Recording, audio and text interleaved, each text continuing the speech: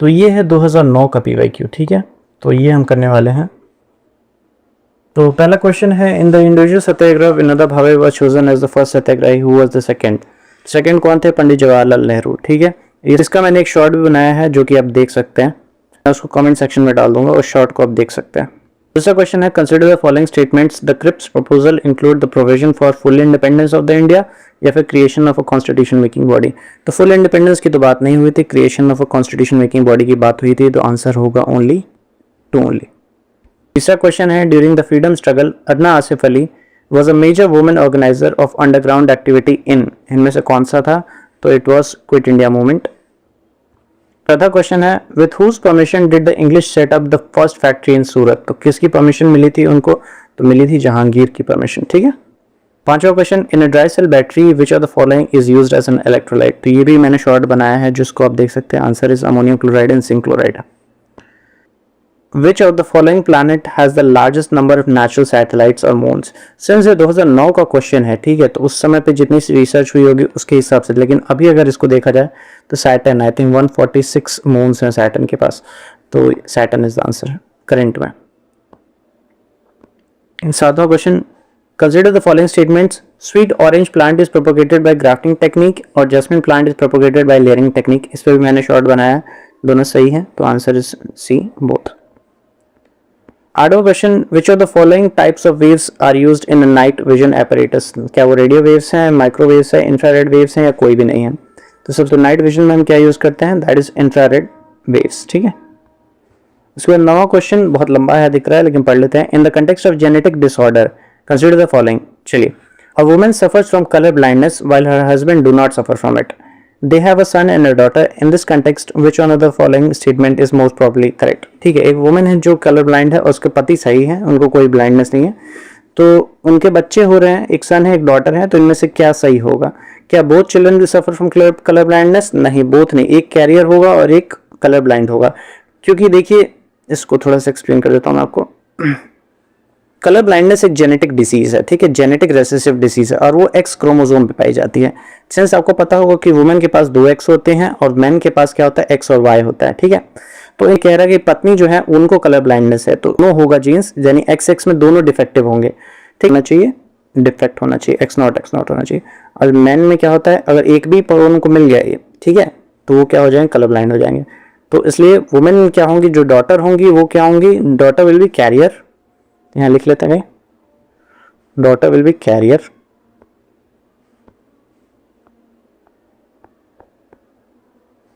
और जो क्या नाम है, सन जो होंगे वो कलर ब्लाइंड होंगे, ठीक। तो इनमें से कौन सा ऑप्शन सही है? देख लेते हैं। बोथ सफर फ्रॉम, नहीं, daughter suffer from colour blind by son doesn't suffer, ये भी गलत हो गया। Both children do not suffer, ये भी गलत हो गया, तो आंसर डी ही होगा, son suffer from colour blind does not suffer from it, मतलब ऐसा नहीं, लेकिन हाँ ये मोस्ट प्रोबेबल आंसर इसका। तो ये आई थिंक सी सैट, उस जमाने में सी सैट एक साथ होता था, तो ये सी सैट के क्वेश्चंस हैं, जैसे ये B C D F standing and row, तो रीजनिंग के भी क्वेश्चंस आई थिंक, तो इसको हम छोड़ देते हैं, पहले हम जीएस देखते हैं। Which one of the following is used as an explosive, इनमें से कौन सा एक्सप्लोसिव के लिए यूज होता है? इस पे भी मैंने शॉर्ट किया, ये भी आप देख सकते हैं, आंसर इज डी, नाइट्रोग्लिसरीन, ठीक है। एटम बॉम्ब भी से बनता है, ध्यान दीजिएगा इस क्वेश्चन पे। नेक्स्ट क्वेश्चन की तरफ बढ़ते हैं। Okay, consider the following, camphor, chicory और वनीला, इनमें से कौन सा प्लांट है? ठीक है, तो कैम्फर भी प्लांट होता है, ये भी होता है, वनीला भी होता है, तीनों, आंसर इज डी, ठीक है, ऑल थ्री। 14वां क्वेश्चन देख लेते हैं। In the context of Indian wildlife the flying fox is, flying fox क्या है? क्या ये बैट है, काइट है, स्टॉक है, वल्चर है? एक बैट है, फ्लाइंग फॉक्स एक बैट होता है, ठीक है। During which 5-year plan was the emergency clamped, new election took place and the Janata party was elected? So it was the 5th 5-year plan, ठीक है, ये बहुत इजी हो जाएगा, 5 year आप याद रखते हैं, 5-year plans, ठीक है, तो ये 5th में ही ऐसा हो गया था, जो 5th दोनों एक ही जैसा, ठीक है। आगे बढ़ता है। ओके, नंबर 17 कह रहा है, consider the following statements regarding Indian planning. तो पहला है, the second 5-year plan emphasized on the establishment of heavy industries. Second, the third 5-year plan introduced the concept of import substitution as a strategy for industrialization. तो आपको पता होना चाहिए सारे 5-year plans, ठीक है, तो कुल मिला के 12 5-year plan थे, तो देयर वर 12 5-year plan, ठीक है, 12वां पूरा नहीं हो पाया था, उसके पहले हमने नीति आयोग लिया है हम, ठीक। तो ये आपको पता होना चाहिए सारे 5 ईयर प्लान्स। तो आइए 5 ईयर प्लान्स के बारे में देख लेते हैं। पहले मैं इसका सोल्यूशन बताऊं उसके पहले मैं आपको बताता हूं इसका सही आंसर क्या है, क्योंकि सेकंड 5 ईयर प्लान में हम बात करते थे हैवी इंडस्ट्रीज़ की और थर्ड 5 ईयर प्लान में हमने इंपोर्ट सब्स्टिट्यूशन की बात की थी। तो इसका सही आंसर है सी, बोथ 1 एंड 2, ठीक है। अब चलते हैं इसके एक्सप्लेनेशन पे, क्योंकि एक्सप्लेनेशन में देना ज़रूरी है। तो यहाँ पे अब लिखा हुआ है list of all the 5 year plans in India. तो ये है फर्स्ट 5 ईयर प्लान। तो फर्स्ट 5 ईयर प्लान कब हुआ था? 51 से 56 में, ठीक है। तो ईयर भी आपको याद होना चाहिए। तो याद रखिएगा 51, यानी कि 51 से शुरू है, ठीक है, 50 से शुरू नहीं है, ध्यान रखिएगा इस चीज़ को। तो इसमें दिखा रहा है ग्रोथ रेट हमने क्या रखा था और कितना हमने अचीव किया, तो ये आपको ज़रूरी नहीं है। इंपॉर्टेंट थिंग है कि इसको कहते हैं हैरोड डोमार मॉडल, ठीक है। तो ये आपको याद होना चाहिए, हैरोड एंड डोमार मॉडल इसको कहा जाता था, जिसमें हमने मेनली फोकस किया था एग्रीकल्चर पे। तो सबसे पहले जो आज़ादी के बाद हमने फर्स्ट 5 ईयर प्लान पे किस पे फोकस किया है? सबसे इंपॉर्टेंट चीज़ एग्रीकल्चर। आज भी हमारा देश एग्रीकल्चरल देश है, ठीक है। तो हमने पहली जो प्रायोरिटी थी हमारी एग्रीकल्चर पे थी। सेकंड 5 ईयर प्लान कंटिन्यू हो रहा है, 51 से था तो 5 जोड़ देंगे उसमें, तो 56 से 61 के बीच में है, ठीक है। इसको भी हम कहते हैं पीसी महालनोबिस प्लान, ठीक है। तो ये इसमें हमने क्या ध्यान दिया? इसमें हमने इंडस्ट्रियलाइजेशन पे ध्यान दिया। पहले वाले में हमने एग्रीकल्चर पे ध्यान दिया था, दूसरी वाले पे हमने इंडस्ट्रीज के ऊपर ध्यान दिया, ठीक है। तो ये दोनों चीज़ें आपको याद होना चाहिए कि हमने पहले वाले में किस में ध्यान दिया था? एग्रीकल्चर, दूसरे वाले में इंडस्ट्रीज के ऊपर। इसके बाद तीसरे वाले पे चलते हैं। उसके बाद थर्ड 5 ईयर प्लान के बारे में हम देखते हैं। थर्ड 5 ईयर प्लान भी कंटिन्यू रहा है, जो कि 61 से 66 के बीच में रहा है, ठीक है। इसमें हमने क्या किया कि हमने सेल्फ रिलायंस के ऊपर ध्यान देना शुरू किया, क्योंकि हमने फोकस किया डिफेंस पे। अब ध्यान दीजिए ईयर्स के ऊपर, तो 61 और हमारे 62 में हमने वॉर लड़ी थी, किससे? चाइना से। तो 1962 में हमने किससे वॉर लड़ी थी? चाइना से, इंडो चाइना वॉर हुई थी। तो इसलिए हमने फोकस कहाँ करना शुरू कर दिया? डिफेंस पे। और पहली बार हमने क्या किया था? आईएमएफ से लोन लेना शुरू कर दिया था। तो ये इंपॉर्टेंट है। तो पहला था एग्रीकल्चर, दूसरा था इंडस्ट्री, तीसरा था सेल्फ रिलायंस और वो भी डिफेंस सेक्टर में, क्योंकि हमने इंडो चाइना वॉर लड़ी थी 1962 में, ठीक है। तो उसके आगे चलते हैं। तो अब ध्यान देंगे कि यहाँ पे नेहरू जी की डेथ हो जाती है। तो नेहरू जी की जब डेथ हो जाती है तो इसका मतलब है 5 ईयर प्लान्स में कुछ गैप आ गया, जिसको गैप को हम कहते हैं प्लान हॉलीडेज, ठीक है। तो यानी हर साल के लिए एनुअल प्लान शुरू हो गया, 5 साल की जगह हर साल का अलग प्लान। तो ये कब से कब तक रहा? 66 से लेकर 69 तक। इसमें हमने क्या क्या किया देखिए, कि थर्ड 5 ईयर प्लान फेल हो चुका था, इसलिए हमने 3 सालों के लिए एनुअल प्लान्स लेके आए हम। उसके बाद फिर से इंदिरा गांधी जी की सरकार आई तो हमने किया फोर्थ 5 ईयर प्लान, ठीक है। तो ये चौथा 5 ईयर प्लान कब से है? 69 से लेकर 74 के बीच में, यानी 1971 में एक वॉर भी होगी, जो कि इंडो पाकिस्तान वॉर होने वाली है, जिसमें बांग्लादेश बनेगा। तो इसमें देख लेते हैं, इसमें हमने क्या फोकस किया, ठीक है। ग्रोथ विद स्टेबिलिटी, यानी ऐसी ग्रोथ हो जिसमें स्टेबिलिटी भी हो, और सेल्फ रिलायंस, जैसे कि पिछला हमने थर्ड में भी किया था वैसे ही, स्पेशली इन डिफेंस, क्योंकि थर्ड वाले में फेल हो गया था तो हमने फिर से डिफेंस पे ज़्यादा ध्यान दिया, ठीक है। अब पहली बार हमने क्या इंट्रोड्यूस किया? फैमिली प्लानिंग प्रोग्राम्स, क्योंकि पॉपुलेशन बहुत ही ज़्यादा बढ़ रही थी, तो इसलिए हमें फैमिली प्लानिंग के बारे में भी बात करनी थी। और ये हमने बहुत सारा इन्फ्लक्स हमारे यहाँ बांग्लादेशी रेफ्यूजीज़ का आ रहा था, तो इसको भी हमें टैकल करना था। एक और चीज़, nationalisation of 14 major Indian banks, ठीक है। तो ये इंपॉर्टेंट है, ये याद रखिएगा, आई थिंक 1969 में हुआ था। याद रखिएगा कि 14 बैंक ऐसे थे मेजर इंडियन बैंक्स जिनके नेशनलाइजेशन हो गए थे, ठीक है।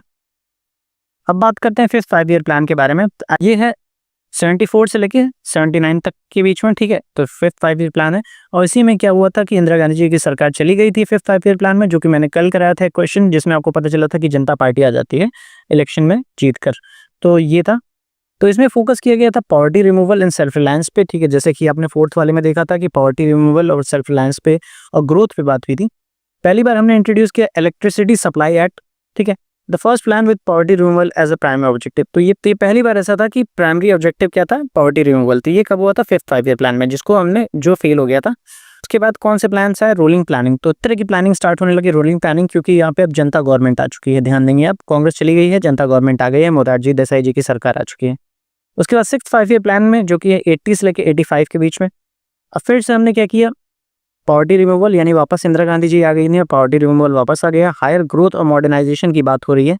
Successfully achieved most of the targets, और फैमिली प्लानिंग के ऊपर वापस से जोर देना शुरू हो गया सिक्स्थ वाले में। उसके बाद सेवन्थ 5 ईयर प्लान के बारे में बढ़ते हैं, तो जो कि 85 से लेकर 90 के बीच में है। सेवन्थ 5 ईयर प्लान में फोकस किया गया फूड ग्रेन प्रोडक्शन और एम्प्लॉयमेंट देने की बात हुई, ठीक है। हाईएस्ट एग्रीकल्चरल ओवरऑल ग्रोथ हुआ था, यानी 85 से लेकर 90 के बीच में बहुत ही ज़्यादा एग्रीकल्चरल ग्रोथ हुआ है हमारे यहाँ पे राजीव जी की सरकार थी। इंदिरा गांधी जी जा चुकी थी, मर चुकी थी, तो राजीव गांधी जी थे यहाँ पे, ठीक है। उसके बाद क्या हुआ हमारे यहाँ 90 से लेकर 92 तक हमारे यहाँ बहुत ही ज़्यादा दिक्कत आई। उसके बाद हमने LPG रिफॉर्म्स लिए थे 91 में, तो जिसको कहते हैं लिबरलाइजेशन, प्राइवेटाइजेशन और ग्लोबलाइजेशन रिफॉर्म्स लाने पड़ गए थे, क्योंकि कच्चे तेल का दाम बढ़ गया था, ठीक है। और कच्चा तेल, क्योंकि हम इंपोर्ट ड्रिवन कंट्री हैं, जो कि हम तेल खरीदते हैं बाहर से, तो तेलों के दाम बढ़ गए थे। इसकी वजह से हमें अपना जो इकोनॉमी जो था, क्लोज्ड इकोनॉमी था, उसको खोलना पड़ गया था, जिसको हम कहते हैं एलपीजी, ठीक है।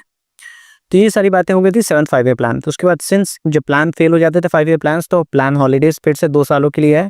उसके बाद आता है 8th 5 ईयर प्लान, जो कि है 92 से लेकर 97 तक। ध्यान रखिएगा, ईयर्स बहुत इंपॉर्टेंट है, ठीक। अब इसमें इंट्रोड्यूस क्या हुआ, reforms to combat economic issues, क्योंकि 92 के बाद की बात है, एलपीजी रिफॉर्म्स आया था, तो हमें जितने भी इकोनॉमिक से रिलेटेड इश्यूज हो रहे थे उसको हम रिफॉर्म करना चाह रहे थे।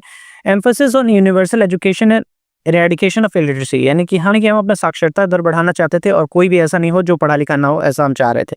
Increase private sector investment and improve current account deficit, जो कि बहुत इंपॉर्टेंट था। करंट अकाउंट डेफिसिट होना, इंप्रूव करना बहुत ज़्यादा इंपॉर्टेंट था, ठीक। तो ये फिर ये है 9th 5 ईयर प्लान, ठीक है। 9th वाले में कब से हुआ, 97 से लेकर 2002 के बीच में। इसमें सोशल जस्टिस और इक्वालिटी की बात हो रही है, तो याद रखेंगे अब 2000 के बाद की बात है, तो यहाँ पे हम सोशल जस्टिस और इक्वालिटी जैसी चीज़ें अब आ गई हैं। एग्रीकल्चर और रूरल डेवलपमेंट में बहुत ज़्यादा बात हुई है। Safe drinking water, education, shelter, तो यानी आपको पता भी होगा कि इसके बाद एक एक्ट भी पास हुआ था जिसमें आपको राइट टू एजुकेशन दिया गया था। तो ये सारी चीज़ें आने वाली हैं, तो इसकी वजह से उस तरफ हमने रुझान देखना शुरू कर दिया पहले से। इसके बाद नेशनल फूड सिक्योरिटी एक्ट भी लाया गया था 2013 में। तो ये सारी बातें होनी शुरू हो गई थी, ठीक है, 9th 5 ईयर प्लान में। ये है 10th 5 ईयर प्लान, ठीक है, 10th है ये, जो कि है 2002 से लेकर 2007 तक। इसमें targeted GDP growth, access to basic services, poverty reduction, gender gap reduction and ये सारी चीज़ें, ठीक है। कि वैसी ही चीज़ें, ये वाला ध्यान रखिएगा, जो कि 11th 5 ईयर प्लान है, ये ध्यान दीजिएगा थोड़ा सा। इसमें पहली बार हमने कौन सी बात की है, इंक्लूसिव ग्रोथ की बात की है। तो ये क्वेश्चन बन सकता है कि इंक्लूसिव ग्रोथ की बात पहली बार हमारे किस 5 ईयर प्लान में हुई थी, तो वो था 11th 5 ईयर प्लान, ठीक है। उसके बाद लास्ट हमारा कौन सा था, जो कि था 2012 से लेके 2017 तक के लिए होना चाहिए था। बीच में कांग्रेस की सरकार चली गई और मोदी जी की सरकार आ गई, तो उन्होंने हटा के 2015 में क्या कर दिया, इसको हटा के नीति आयोग ले आए, ठीक है, नीति आयोग आ गया, ठीक। तो ये 5 ईयर प्लान्स सारे खत्म हो गए। तो ये थी हिस्ट्री 5 ईयर प्लान्स की। Statements, the national school of drama was set up by संगीत नाटक अकेडमी in 1959। तो क्या नेशनल स्कूल ऑफ ड्रामा बनाया गया है संगीत नाटक अकेडमी के द्वारा? यस, और ईयर भी सही है, 1959 में बना था। The highest honour conferred by the Sahitya Akademi on a writer is by electing him its fellow. तो ये भी सही है कि हाईएस्ट ऑनर क्या होता है, उनको फेलो बना देते हैं। तो इसका सही आंसर है सी, बोथ 1 and 2, ठीक है। नेक्स्ट क्वेश्चन की तरफ बढ़ता है।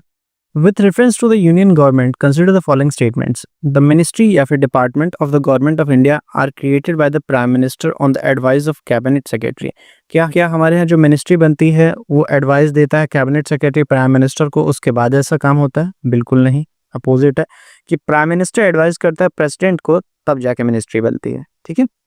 Second, each of the ministries is assigned to a minister by the president of India on the advice of prime minister. ये वाला सही है, तो ये पहला वाला गलत था, दूसरा वाला सही है। तो इनमें से कौन सा सही है? ओनली 2 ओनली, ठीक है।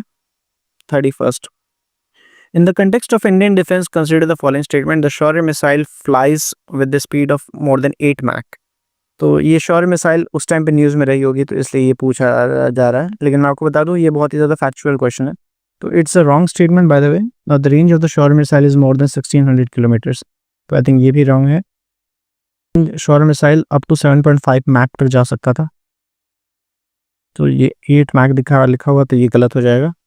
दूसरा है कि उसकी रेंज है 1600 किलोमीटर, 1600 नहीं था, आई थिंक 750 किलोमीटर के आसपास है। एग्जैक्ट फिगर नहीं है, लेकिन ये बहुत पुराना क्वेश्चन है, तो ये करंट अफेयर का क्वेश्चन रहा होगा उस साल का। तो ये बोथ आर इनकरेक्ट, दो नाइदर 1 और 2, ठीक है। Next, WiMAX is related to which of the following. क्या ये बायोटेक्नोलॉजी है, स्पेस टेक्नोलॉजी है, मिसाइल टेक्नोलॉजी है, या कम्युनिकेशन टेक्नोलॉजी है? तो सीधा आपको वाई से पता चल रहा है कि वायरलेस कुछ बात हो रही है, ठीक है। वाई मीन्स वायरलेस, तो it has to be related to communication aspect, ठीक है, communication technology. Question 33, for outstanding contribution to which one of the following fields is Shanti Swarup Bhatnagar prize is given. तो शांति स्वरूप भटनागर प्राइज किस चीज़ के लिए दिया जाता है? तो ये भी बहुत सिंपल सा है, साइंस के लिए मिलता है, ठीक है। तो शांति स्वरूप भटनागर जी कौन थे? आई थिंक CSIR जो हमारे यहाँ है। अब CSIR क्या होता है? Council for scientific and industrial research जो होता है, उसके हेड थे। तो yes, it is given for science, ठीक है, ध्यान रखिएगा। और नाम बहुत इंपॉर्टेंट है, एक बार मैं इसको कवर कर देता हूँ, देख लीजिएगा, शांति स्वरूप भटनागर प्राइज, ठीक। Okay, next question, in making the saffron spice which one of the following parts of the plant is used. तो सैफरन स्पाइस के लिए कौन सा पार्ट यूज होता है? तो ऑप्शन है लीफ, पेटल, सेपल या स्टिग्मा। तो इसका सही आंसर होगा स्टिग्मा। ठीक है, जब सैफरन का वो होता है तो it has to be stigma. ठीक। Question 35, in the year 2008 which one of the following conducted a complex scientific experiment in which the subatomic particles were accelerated nearly to the speed of light। तो इसमें कौन सा experiment हुआ था, कहाँ पे हुआ था? ठीक है, जिसमें कि एक सब एटॉमिक पार्टिकल को हमने इतना ज़्यादा एक्सेलरेट कर दिया कि वो नियरली स्पीड ऑफ लाइट तक पहुंच गया था। तो क्या वो यूरोपियन स्पेस एजेंसी था, क्या European Organisation for Nuclear Research था, इंटरनेशनल एटॉमिक एनर्जी एजेंसी था, या फिर नेशनल एरोनॉटिक्स एंड स्पेस, ये नासा है। ठीक है, दिस इज नासा। क्या नासा ने ऐसा किया है? क्या ईयू फॉर न्यूक्लियर एनर्जी ने रिसर्च ने किया है, यूएनआर ने किया है, क्या यूरोपियन स्पेस एजेंसी जो कि ई से ईसा है उसने किया है, या फिर आईएईए है जो, ठीक है, बहुत ही फेमस बॉडी जो कि, ठीक है, आईएईए ने किया है। ये उस समय का करंट अफेयर्स में रहा होगा, और इसका सही आंसर जो मैंने गूगल किया था तो उसका सही आंसर है यूएनआर। ठीक है, तो ये ध्यान रखिएगा। A very big refugee camp called Dabab recently in news located in me। अब आप सोचेंगे कि ये वाला भी रहा होगा उस टाइम पे के करंट अफेयर्स पे, लेकिन ये अभी भी न्यूज़ में चलता है कभी कभी।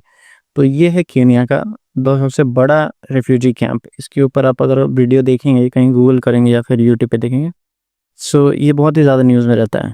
तो this is the correct answer, Kenya. ठीक। एक और चीज़ मैं इसका आपको बता दूं कि आप एक और चीज़ पढ़ लेंगे और गार्डन रीजन के बारे में भी अगर आप पढ़ लेंगे तो वो भी ठीक रहेगा। प्लस अभी एक न्यूज़ में है जो कि है M23 रेबल ग्रुप्स। ठीक है, तो उसको भी आप देख लेंगे तो आपके लिए अफेयर्स इस साल का भी कवर कर पाएंगे। तो नेक्स्ट क्वेश्चन की तरफ पढ़ता, नंबर 38 देख लेता। In the context of alternative source of energy ethanol as a viable biofuel can be obtain from. Ethanol किससे बन सकता है, क्वेश्चन पूछ रहा है। तो इथेनॉल हम कैसे बना सकते हैं? क्या वो पोटैटो से हो सकता है, राइस से हो सकता है, शुगर केन से या व्हीट से? तो ज़्यादातर हम बड़ी चीज़ों से जिसमें जूस ज़्यादा होता है, तो जूस इसमें ही होगा ज़्यादा, शुगर केन में। तो answer will be sugar cane. ठीक। 11, group of countries frequently appears in the news in the context of affairs which one of the followings. इनमें से कौन सा है जो आपने नमा 11 सुना होगा? ये भी आपने अभी नहीं सुना होगा, पुराना है ये। तो it is part of World Trade Organisation. ठीक है, तो WTO में है। ठीक आंसर है। Consider the following regions, eastern Himalayas, eastern Mediterranean region और नॉर्थ वेस्टर्न ऑस्ट्रेलिया।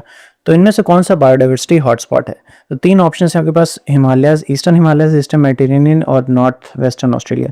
तो ईस्टर्न हिमालयस जो है वो तो हॉटस्पॉट है, क्योंकि आपका सिक्किम वाला एरिया जो है, सिक्किम और नॉर्थ ईस्ट वाला है। ईस्टर्न मेडिटेरेनियन रीजन, क्या मेडिटेरेनियन का ईस्ट जो है इट इज़ अ हॉटस्पॉट, या फिर north western Australia? North west Australia में कोई हॉटस्पॉट नहीं है क्योंकि डेजर्ट है ज़्यादा। ठीक है, तो दिस इज़ रॉन्ग। तो हम थर्ड वाला हटा देंगे। ठीक है, third if you will take out, third if you will take out, तो पहला होगा। और ईस्टर्न मेडिटेरेनियन रीजन तो ये भी नहीं है।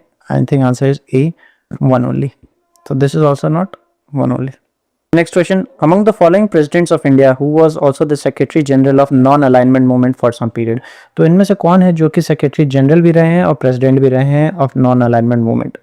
तो ऑप्शन है आपके डॉक्टर सर्वपल्ली राधाकृष्णन, दूसरा है वराहगिरी वेंकटा गिरी, तीसरा है ज्ञानी जैल सिंह और चौथा है डॉक्टर शंकर दयाल शर्मा। तो इनमें से कौन थे जो प्रेसिडेंट थे प्लस सेक्रेटरी जनरल थे नॉन अलाइनमेंट मूवमेंट के? इसका आंसर है ज्ञानी जैल सिंह। ठीक है। Okay, 48th question, to integrate cultural leaders into its meetings, which one of the following gives the Crystal Award? तो इनमें से कौन सा है जो क्रिस्टल अवार्ड देता है लोगों को? तो उसका सिंपल सा आंसर है वर्ल्ड इकोनॉमिक फोरम, क्योंकि इकोनॉमिक फोरम देते हैं आपको। ठीक, तो इस D, world economic forum gives crystal award. Next question, in India which one of the following states have the largest inline saline wetland? तो सलाइन यानी नमक वाला सबसे ज़्यादा कहाँ पे है? तो गुजरात में, हरियाणा में, मध्य प्रदेश में, राजस्थान में। राजस्थान में सांबर लेक आपने सुना होगा, तो वही है सलाइन। ठीक है, सांबर लेक। ओके, 51 देख लेते हैं। In which of the following states has the India's largest private sector sea port has been commissioned recently? तो इनमें से कौन से स्टेट्स में से इंडिया का largest private sector sea port commission किया गया है? ऑप्शन है आंध्रा, कर्नाटका, केरला और तमिलनाडु। तो सिंस ये भी पुराना क्वेश्चन है, लेकिन अगर आज के ज़माने में ये क्वेश्चन पूछा जाए तो गुजरात का मुंद्रा पोर्ट जो है, ध्यान रखिएगा, गुजरात में मुंद्रा पोर्ट जो कि अडानी का है, वो आपका हो जाएगा प्राइवेट, लार्जेस्ट प्राइवेट। ठीक है, तो इसमें ऑप्शन में नहीं है गुजरात, तो इसलिए मैं आपको यहाँ बता दिया, तो ध्यान रखिएगा। नेक्स्ट की तरफ बढ़ता है। विच one of the following pairs is not correctly matched. ठीक है, तो नॉट करेक्टली पूछ रहा है आपसे। तो क्या जापान में निकेई होता है? यस, जापान का निकेई है। सिंगापुर का क्या एसएच कॉम्प होता है? नहीं, ये है आपका शंघाई। शंघाई कहाँ पे पड़ता है आपका? शंघाई है इज इन चाइना, तो ये चाइना होगा। जगह नहीं है क्या? चाइना, ठीक है, तो ये चाइना होगा। तो नॉट ही पूछ रहा था, तो ये वाला गलत हो गया। और यूके का FTSE और नैस्डैक, तो आपको पता ही होगा कि नैस्डैक होता है आपका यूएसए का। तो second one is wrong, that is from China, Nikkei, और यूएस का FTSE और इसका टिक, तो नॉट था, तो B. The following statements, INS Sindhu Ghosh is an aircraft carrier. तो क्या कभी आपने एयरक्राफ्ट कैरियर में सिंधु घोष का नाम सुना है? बिल्कुल नहीं सुना होगा। ठीक है, INS सिंधु घोष जो है वो एक सबमरीन है, तो दिस इज अ सबमरीन। तो यहाँ पे मैं लिख दूँ कहीं, इट्स अ सबमरीन। ठीक है, सबमरीन है, तो ये वाला तो गलत हो गया कि एयरक्राफ्ट कैरियर है। और INS Virat is a submarine, जबकि ये INS Virat is not a submarine, it's an aircraft career. ठीक है, तो ये INS Virat is aircraft carrier, तो AC मैंने लिख दिया। ठीक, तो ये है, तो ये भी गलत ही हो गया। तो स्टेटमेंट्स कौन से सही पूछ रहा है? तो दोनों ही गलत थे, तो नाइदर वन और नाइदर टू। ठीक, ये 54 देख लेते हैं। Consider the following statements. The Commission on Agricultural Cost and Prices recommends the minimum support price for 32 crops. 32 crops, ये 2009 का क्वेश्चन है, लेकिन अगर हम आज के हिसाब से शुरू करें तो इसमें 22 क्रॉप है, प्लस शुगर केन के लिए हम क्या देते हैं? FRP देते हैं। ठीक है, फेयर एंड रिम्यूनरेटिव प्राइस, तो FRP हम देते हैं शुगर केन के लिए, तो ये आज के हिसाब से गलत। The Union Ministry of Consumer Affairs, Food and Public Distribution has launched National Food Security Mission. तो क्या union ministry of consumer affairs ने किया है? जी हाँ, कंज्यूमर अफेयर ही होना चाहिए क्योंकि कंज्यूम हम कर रहे हैं, तो ये सही है, तो only 2 is correct. Okay, 55th question. In India the ports are categorised as major and non major ports. Which one of the following is a non major port, यानी कौन सा इसमें से बड़ा पोर्ट नहीं है? कोची का पोर्ट आपने हमेशा न्यूज़ में सुना होगा, तो ये बड़ा है। पैरादीप भी आपने सुना होगा, उड़ीसा, और न्यू मैंगलोर भी आपने सुना होगा, लेकिन दहेज नहीं सुना होगा, तो Dahej is a non major port. ठीक है, तो आंसर इज बी, दहेज।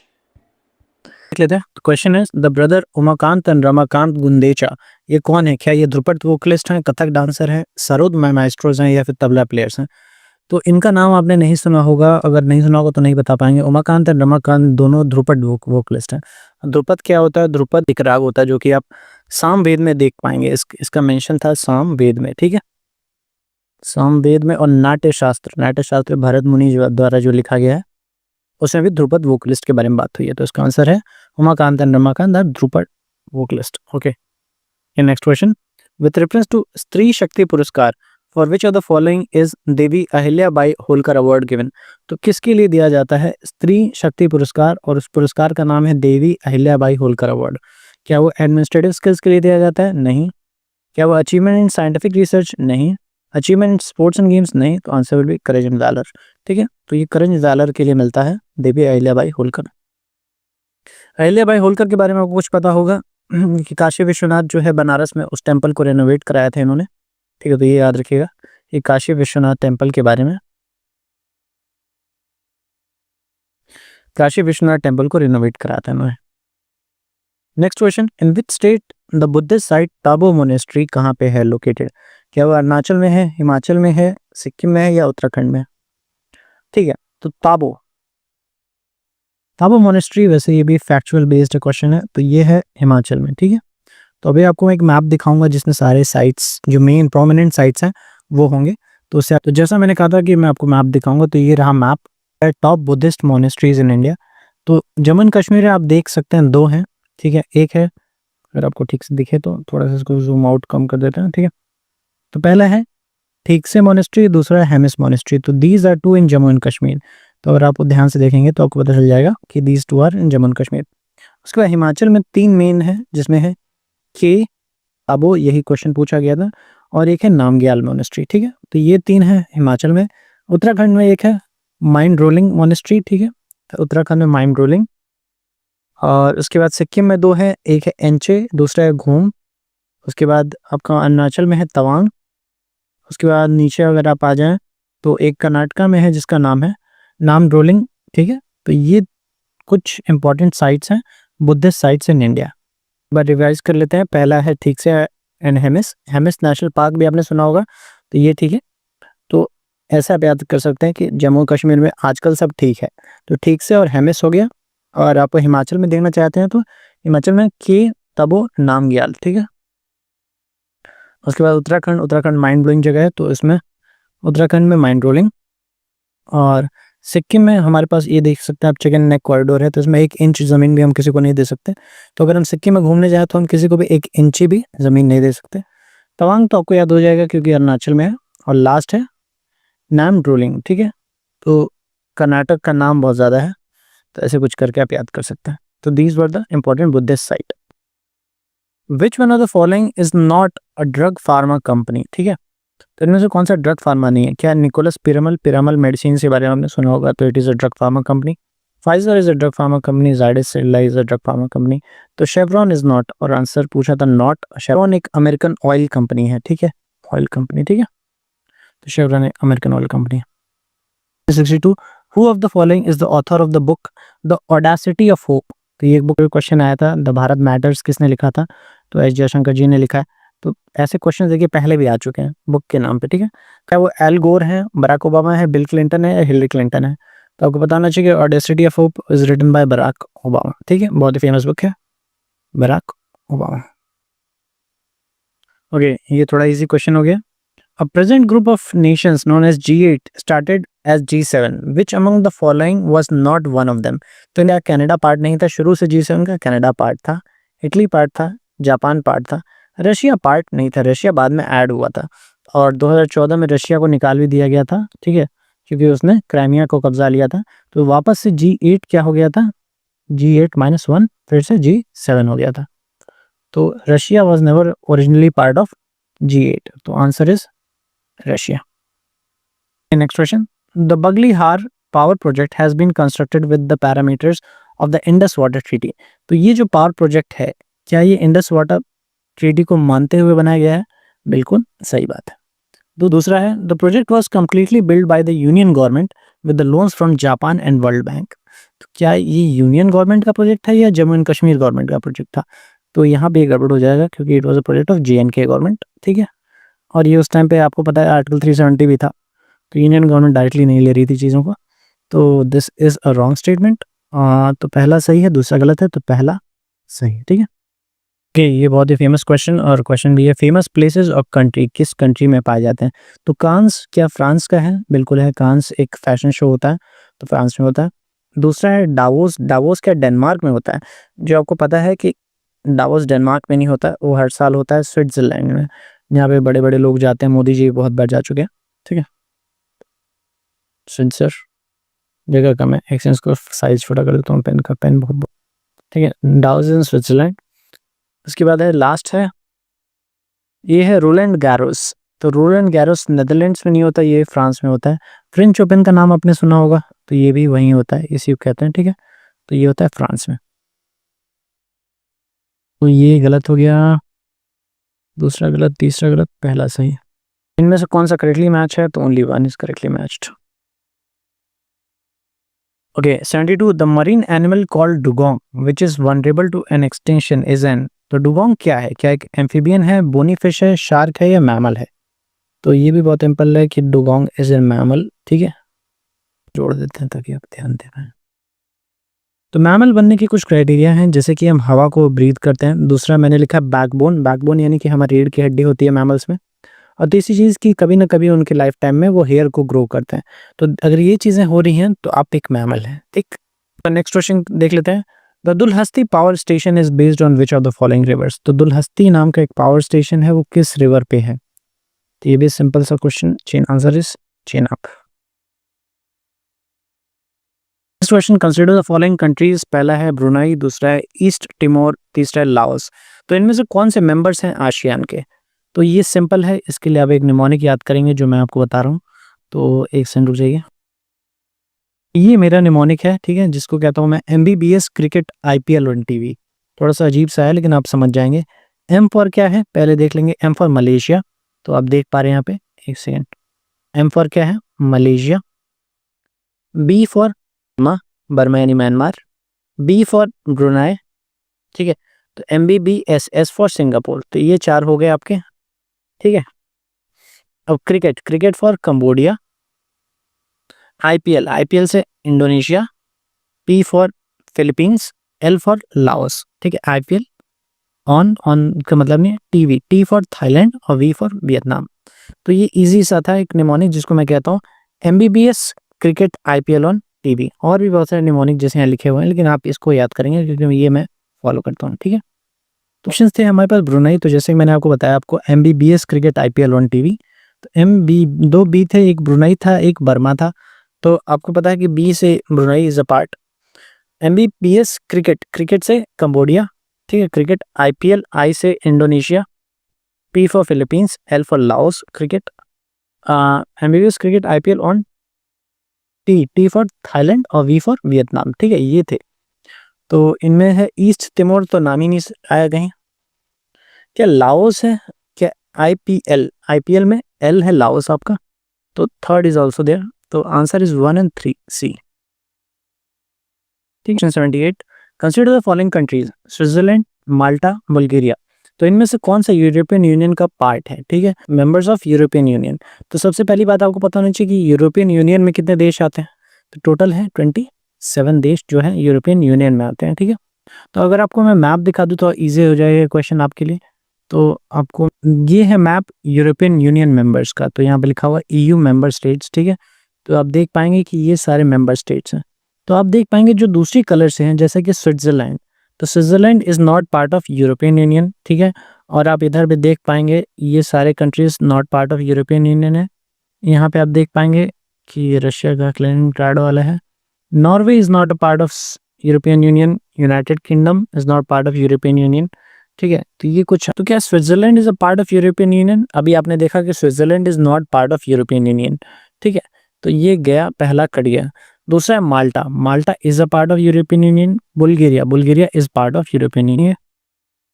तो ये रहा Bulgaria part of European union.